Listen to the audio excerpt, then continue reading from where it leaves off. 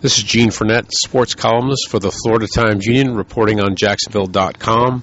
In my Tuesday column, I reported on former Indiana University President Adam Herbert, who served as the president at the University of North Florida from 1989 through 98, finally breaking his silence on his stance on Kelvin Sampson's eventual settlement with the University of Indiana, the buyout, and what caused Herbert to sign off on hiring Kelvin Sampson in the first place. Up until now, Adam Herbert had been silent on the matter. He said he had wanted to give Indiana a little bit of space by not commenting publicly on it. A lot of people in Indiana, I'm sure, will speculate is that because he didn't do it before up until now because he hasn't had the greatest relationship so far with the Indiana media. He may have been a little bit defensive about commenting publicly to Indiana media, but he did talk with me on Monday about the whole scenario, about hiring Kelvin Sampson 2 years ago from the University of Oklahoma. Adam Herbert said that the reason why he signed off on hiring the recommendation of athletic director Rick Greenspan was because he felt that Sampson's violations that he committed at Oklahoma, which included 577 impermissible telephone calls to recruits, was an aberration on his lengthy career record. So with that in mind, he scanned the candidates that were there for the Indiana job at the time, and they decided to take a chance on Kelvin Sampson, that he would not commit the same mistakes that he had at Oklahoma. He had an extensive interview with Coach Sampson.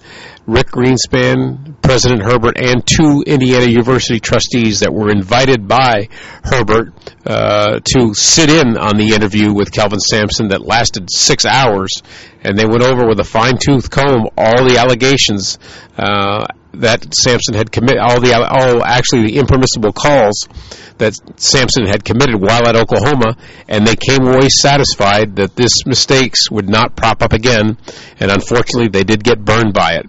Obviously, President Herbert was very dismayed by the whole situation. He did not comment publicly on the violations, the allegations against Coach Sampson at Indiana. He reiterated that he will have his say at the NCAA Infractions Committee hearing on June the 14th, and that he is hopeful that Coach Sampson can reduce the damage from all the current allegations, which include 5 major allegations against Indiana University's basketball program. Former President Herbert is obviously embarrassed by the whole thing, because he's a guy that took great pride when he was here at UNF in making sure that all the coaches and all the programs followed the rules. Adam Herbert sat in on the prestigious Knight Commission, which was a panel of administrators that was very proactive in reforming college athletics, particularly when it came to excesses in recruiting. He was also a chairman of the Division II President's Council while he was at UNF. So Adam Herbert had a long history of being an administrator that really cared about NCAA compliance, and unfortunately, when he took a chance on Kelvin Sampson, it came back, unfortunately, to burn him. You can read more about that in my blog on Jacksonville.com, and also check out the column that I wrote for Tuesday in the Florida Times-Union.